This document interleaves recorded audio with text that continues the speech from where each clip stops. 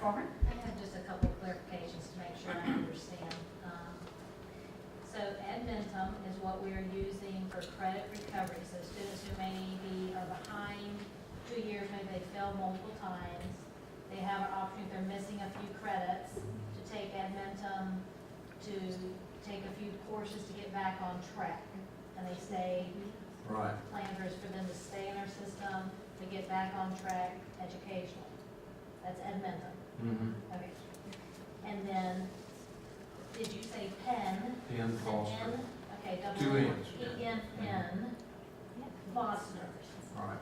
Okay, and that's an accredited, So all there, it's accredited by the regional accrediting agency. I can't remember which region that's in, but yes.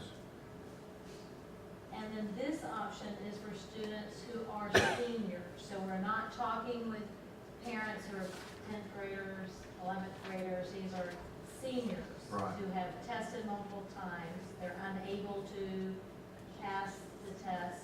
So then when they go into this system, what then are they having to complete to get their degree? Well, it's going to depend on the student. It's going to depend on what their course history is, What credits they're what missing? credits they may need, and any other requirements that the provider would specify.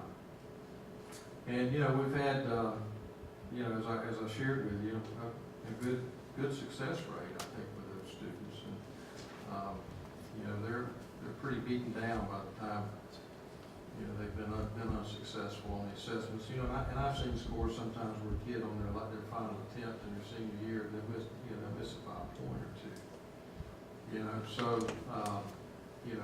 we want all students to have an opportunity to be successful, and this is I think in my opinion is a relatively inexpensive option to offer to the student and their parents. Because our mission, after all, is to develop each student as an inspired lifelong learner and problem solver with the strength of character to serve as a productive member of society. And so that's the rationale and philosophy behind that. Anything else from the board? I just have one other thing on that point. One of my concerns was, I don't know if we've thought about having a disclaimer on our graduation rates, because I think, I know I've sat through several presentations where we talk about our graduation rate, and people are always, happy to congratulate us on our rate. And so, I'm not sure that the public understands, and that there's a little bit of a difference, that they're thinking when you flat out talk about graduation rates, literally every cohort that goes through. And so as a consumer of information, I don't know if that, and I don't even know what that would say, but some type of disclaimer that indicates this 85%, I think you said that was 14, 15, is without this Right. group, plus this group, it is this. Right. So an explanation of the process and meeting the needs of those students, or, I think that's an accurate representation for the public, Sure. for that information, so. Yeah, and in addressing that, I think it's something that the Department of Education is going to have to address, because there are many districts that have the same or a similar option, and have for a number of years, and the way that I can't even, I don't know, it's been so long now. Florida used to have, there was a way that Florida calculated their graduation rate.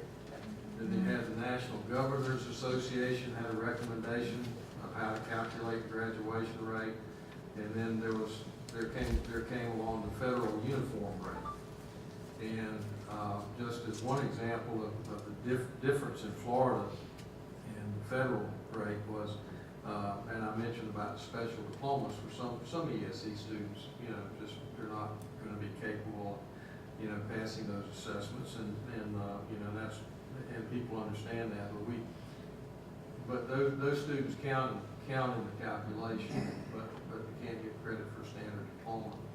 And the one piece of information that I wasn't able to get my hands on with regard to this was the number of students that we had in that particular cohort that went to the GED program. And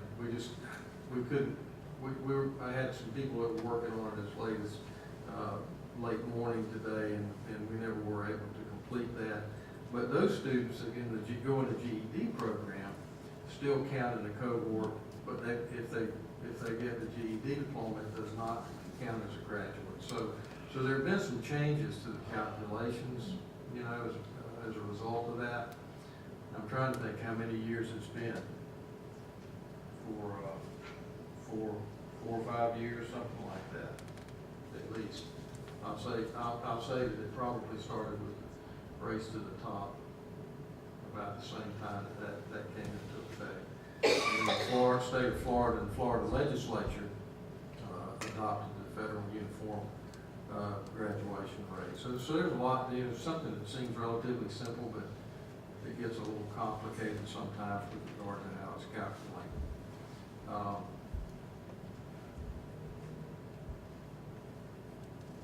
But we track these students, from middle school and especially in the 9th grade, and we try to help them, help them achieve and help them to succeed. Certainly.